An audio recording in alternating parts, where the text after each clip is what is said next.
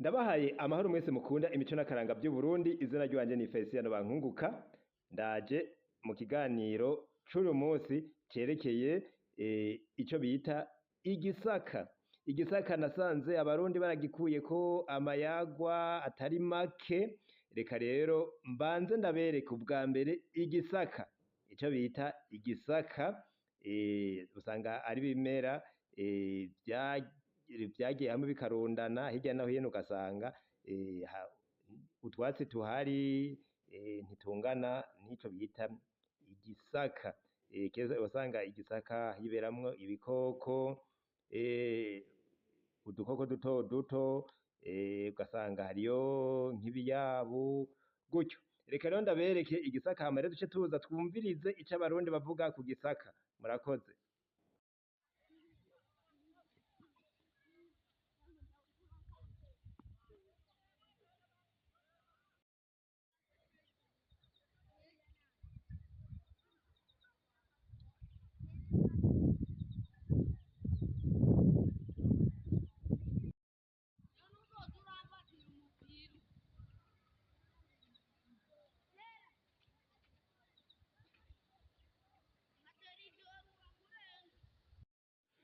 Murakoze cyane rero, igisaka murashoboye kukibona. Nuko rero tuje ku mayagwa avugamwo igisaka canke havugwamwo ibisaka. Ego nuko rero duhera ku myibutsa. Umwibutsa wa mbere rero ni umwibutsa nasanze uvugwa kubiri, bavugamwo imbwa mugabo tugasanga hari igice kimwe bavuga agahinga, ahandi bakavugamwo igisaka. Uwo mwibutsa uvuga ngo usangira ibanga n'imbwa ikarikwiza agahinga. Usangira ibanga n'imbwa ikarikwiza agahinga. Aho rero uwo mwibutsa hari uwundi usa n'uwo nyene wo uvugamwo ibisaka. Ucuvuga ngo usangira ibanga n'imbwa ikarirenza ibisaka. Byumvikana yuko iyo bavuga nti nta banga ry'imbwa, ibyo mwoba yitwa ko ari ibanga musangiye n'imbwa ntiriguma ari ibanga, rica rikwira hirya no hino. Ego ico n'umwibutsa wa mbere rero naberetse ingene ugomba gushusha. Ubwa mbere avuga ngo usangira ibanga n'imbwa ikwarikiza agahinga. Ego hari umuntu azi uwo mwibutsa uvugwa gutyo, ariko rero ntuzotangare n'igihe uzokumva uwundi agucira uwo mwibutsa avuga ngo usangira ibanga n'imbwa ikarirenza ibisaka. Ego hanyuma rero tubandanye n'umwibutsa ugira kabiri. Umwibutsa wa kabiri uvuga ngo imifyurajisho y'urukwavu ntibuza igisaka gusha. Imifyurajisho y'urukwavu ntibuza igisaka gusha. Ego nuko rero urukwavu iyo ruri mu gisaka, hanyuma umuriro ukaduka, naho rufyura amaso gute ngo ca gisaka ntikibura gusha. Uwo rero ni umwibutsa. Ego wewe rero ushobora kuba uzi iyindi myibutsa ivugamwo igisaka canke ivugamwo ibisaka. Ego nuko twogusaba yuko nawe woyitwigisha, woba ukoze cane.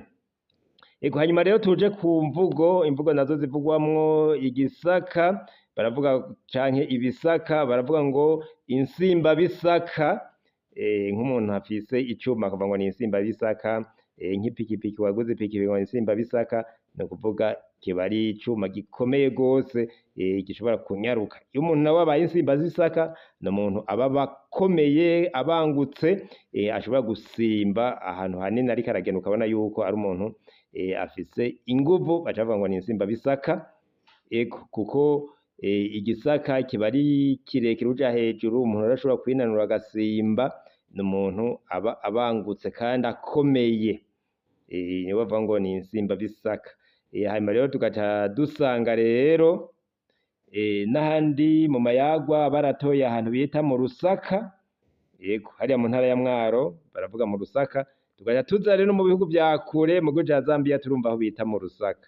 Urumva yuko ushobora gusanga ahantu hitiranwa, naho hatoba ari mu karere kamwe. Wumva mu Burundi na Zambia ko ari kure cane, turumvamwo ahantu hitwa mu Rusaka, ari ahantu habiri.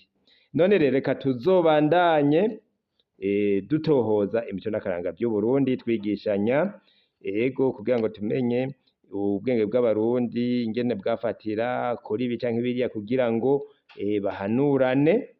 N'ejo rero tuzobandanya tubabwira ibitari bike. Mwumvise ibiganiro bindi twabashikirije bijanye n'umwanike, ibiti bijanye n'umurinzi n'umumanda, twabaganiriza ibiganiro bijanye n'ibisabo, imivugwa amayagwa, nuko rero ico twobongererako ngaho baravuga kandi ngo ibisaka vy'imbwa vyahiye. Ni imvugo nayo nyene y'ikirundi, bavuze ngo ibisaka vy'imbwa birahiye canke ibisaka vy'imbwa vyahiye, uca wumva yuko ibintu bitaba bimeze neza, ari nk'abantu ivyo bakora vyatekurutse, vyagiye ahabona, baca bavuga ngo ibisaka vy'imbwa birahiye. Murakoze rero, reka ndabasezerere muri aka kanya, ikiganiro kigarukiye ngaha, tuzosubira mu biganiro vyo hanyuma, mwese mugire amahoro.